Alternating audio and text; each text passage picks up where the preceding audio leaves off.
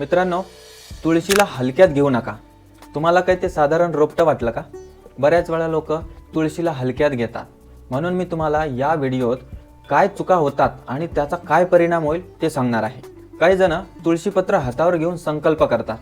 बरं मित्रांनो, लक्षात घ्या, शास्त्रात सांगितलेलं आहे तुळशीपत्र हातात घेऊन संकल्प केला आणि तो संकल्प पूर्ण नाही केला तर म्हटलेलं आहे जोपर्यंत सूर्य चंद्र आहे तोपर्यंत तो व्यक्ती कालसूत्र नावाच्या नरकात जातो.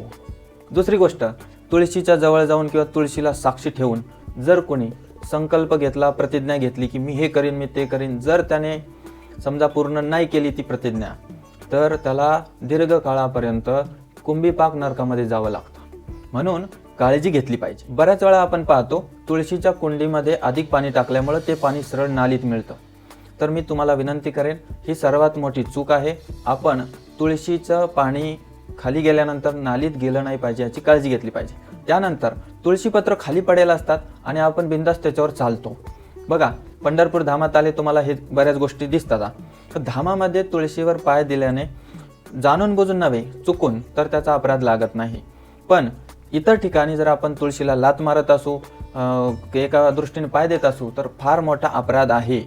त्यानंतर बऱ्याच वेळा वैज्ञानिक दृष्ट्या लोक तुळशीकडे बघतात आणि मग सकाळी सकाळी उठून काय करतात, सरळ बिना आंघोळीचं जाऊन तुळशीचे पानं तोडून खातात. का? आमचं शरीर स्वास्थ्य चांगलं ठेवायचं आहे, आमच्या अमुक बाबांनी सांगितलंय. तर लक्षात घ्या, ते बाबा कोणी भक्त नाहीये, म्हणूनच तो अशा प्रकारच्या गोष्टी सांगतो. तर थोडक्यात तुम्ही रविवारी असो का कोणताही दिवस असो, असा कोणता दिवस नाही ज्या दिवशी तुम्ही तुळशीला पाणी अर्पण करू शकत नाही. कधीही तुम्ही 2-3 थेंब पाणी टाकून 3 प्रदक्षिणा करून तुळशी महाराणीला नमस्कार करा. तुमचं निरंतर कल्याण होईल.